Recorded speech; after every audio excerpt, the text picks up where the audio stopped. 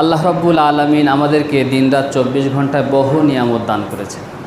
এত অসংখ্য অগণিত নিয়ামত দিয়েছেন যে নিয়ামতগুলো যদি আপনি যদি গুনতে চাই গুনে শেষ করতে পারব না।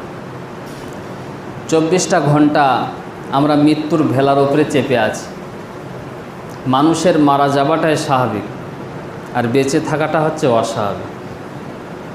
আপনি মরতে চাইলে যখন তখন মরতে পারেন, কিন্তু বাঁচতে চাইলে আপনাকে বহুত পরিশ্রম করতে হবে, আপনাকে বহুত খাটাখাটনি করতে হবে, আপনাকে দৈনিক খেতে হবে, তারপর ঘুমাতে হবে, আপনাকে প্রতিদিন গোসল করতে হবে, আপনি অসুস্থ হলে ডাক্তার দেখাতে হবে, আপনার পরিচর্যা রাখতে হবে।